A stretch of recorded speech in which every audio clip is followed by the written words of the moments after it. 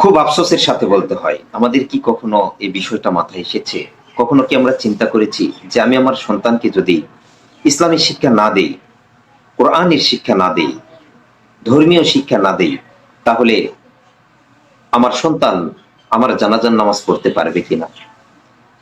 আমি কি কখনো আমার সন্তানকে এভাবে ডেকে জিজ্ঞাসা করেছি, আব্বু আমি যদি মারা যাই তাহলে কি তুমি আমার জানাজার নামাজ পড়বে না?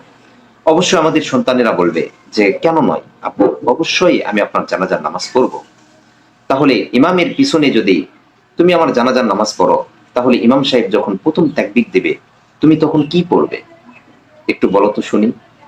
ইমাম সাহেব যখন দ্বিতীয় তাকবীর দিবে তুমি তখন কি পড়বে? একটু বলো তো শুনি। ইমাম সাহেব যখন তৃতীয় তাকবীর দিবে তুমি তখন কি পড়বে? একটু বলো তো শুনি।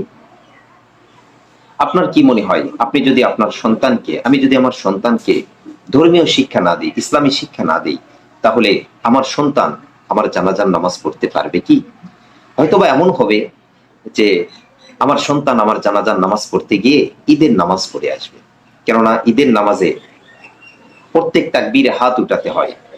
আমার সন্তান প্রতি তাকবীরে হয়তোবা হাত উঠাবে, নয়তোবা আশেপাশে দেখবে কোনো আলিম আছে কিনা, তারা বারবার হাত উঠাচ্ছে কিনা। তাই সবাইকে উদারত আহ্বান করব, আমার আমাদের প্রত্যেকের সন্তান যেন আমাদের জানাজার নামাজ পড়তে পারে।